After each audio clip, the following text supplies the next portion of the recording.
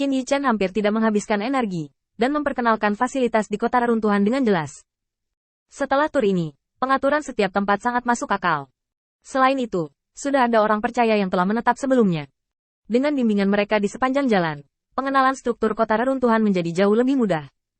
Kedua utusan itu memandang Qin Yichen dengan malu, dan tidak banyak bicara. Apalagi yang bisa saya katakan?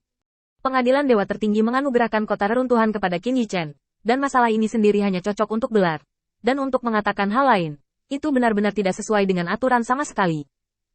Terutama ketika kota yang hancur telah menjadi reruntuhan. Apakah mungkin untuk mencegah Qin Yichen ditempatkan di tempat lain? Jadi dia hanya bisa tinggal di reruntuhan ini? Jelas tidak mungkin. Kedua utusan suci tahu bahwa Mahkamah Agung salah dalam masalah ini. Jadi mereka tidak menjelaskan apa-apa. Mereka hanya diam, melakukan pekerjaan mereka dengan baik, dan melaporkan lokasi kota reruntuhan. Tapi itu saja. Menempatkan fasilitas resepsi dan lokasi di Kuil Lord of Light, kesibukan ini langsung menuju tengah malam, dan kota yang hancur akhirnya menyelesaikan proses transformasi. Dengan penempatan para penjaga, kota yang hancur akhirnya memiliki sedikit wajah. Mahkamah Agung juga tahu bahwa jika dia tinggal di sini sekarang, dia tidak akan tertarik pada dirinya sendiri, jadi dia membuat alasan acak untuk pergi dari sini. Dan setelah semua orang pergi, Qin Yichen mengadakan pertemuan di rumah Tuan Kota Reruntuhan. Tidak hanya beberapa diaken yang percaya, tetapi juga penguasa kota terapung dari seluruh kota yang terbenam di rumah penguasa kota. Mereka memandang Qin Yichen dengan penuh harap.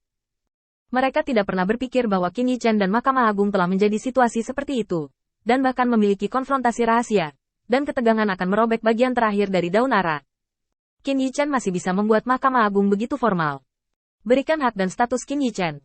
Di tempat seperti Mahkamah Agung, begitu identitas Qin Yichen diberikan, itu hampir setara dengan mengenalinya sebagai miliknya.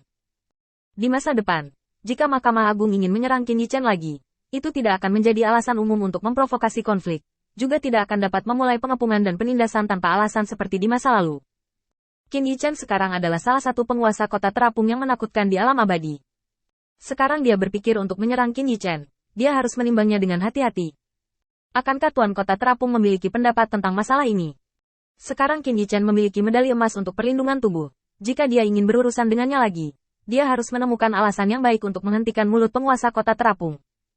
Dapat dikatakan bahwa sekarang Qin Yichen memiliki status ini. Mahkamah Agung tidak lagi sulit untuk bergerak, yang berarti bahwa perdagangan awan dan tanah di tangan Qin Yichen dapat lebih terjamin. Tidak ada yang lebih energi dari ini. Jadi, penguasa kota terapung datang ke sini untuk menghibur Qin Yichen, yang secara alami berarti menyenangkan. Mereka juga menyatakan sikap mereka kepada Mahkamah Agung, meskipun penguasa kota terapung mereka tidak layak untuk satu orang. Sebutkan. Tetapi jika orang-orang ini semua bersatu, kota pemurnian Beiyun kedua masih memenuhi syarat untuk didirikan. Tuan Kota Daro melangkah lebih dulu. Selamat kepada Tuan Guangzhou karena telah menjadi Tuan Kota-Kota Reruntuhan. Lin Yue, angkat semuanya. Saya memulai perdagangan di Kota Daro, dan saya telah mengumpulkan beberapa selama bertahun-tahun.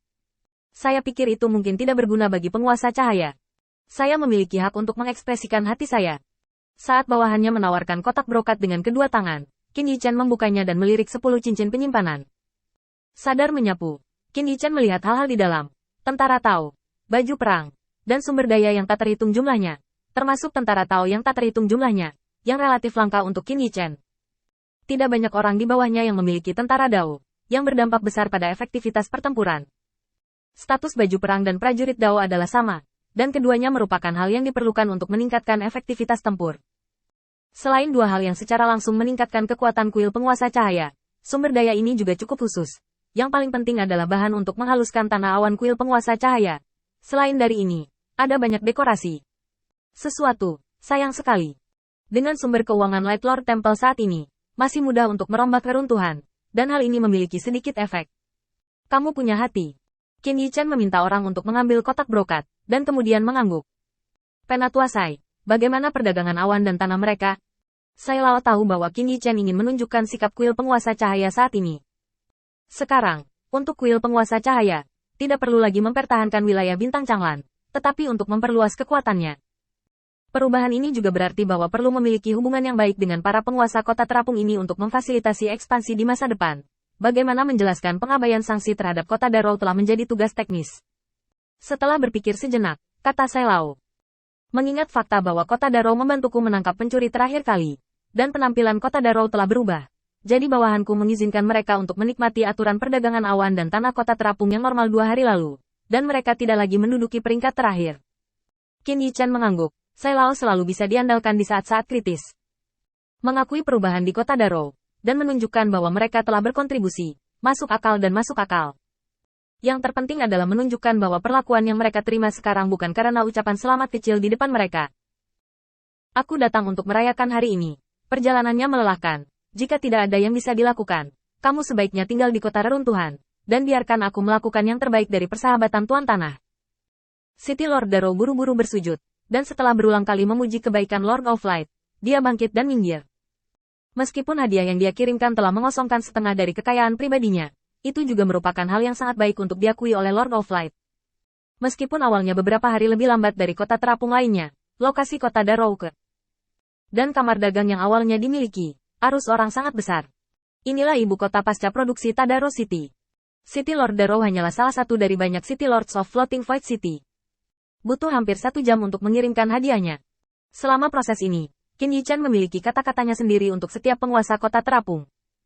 Tentu saja, ini bukan yang Qin Yichan pikirkan. Tetapi Sei telah mempersiapkannya sejak lama, dan Qin Yichan hanya perlu mengikuti. Setelah beberapa pekerjaan yang sibuk, tiba-tiba, cahaya bulan yang terang melintas di langit. Qin Yichan berdiri, merapikan pakaiannya, dan kemudian meninggalkan aula untuk menyambutnya secara langsung. Tindakan Qin Yichan menghentikan para penguasa kota terapung dari berbisik. Meskipun tidak ada yang berkerumun untuk mengganggu ketertiban, mereka tidak bisa menahan rasa ingin tahu dan melihat pemandangan luar dengan cara mereka sendiri. Hari ini mereka datang untuk memberi selamat, tetapi penguasa cahaya tidak pernah berinisiatif untuk menyapa siapapun. Sekarang Qin Yichan berinisiatif untuk berdiri. Apa identitas orang di luar ini? Layak bagi Lord of Light untuk bangun dan menyapa secara langsung. Itu pasti pria besar.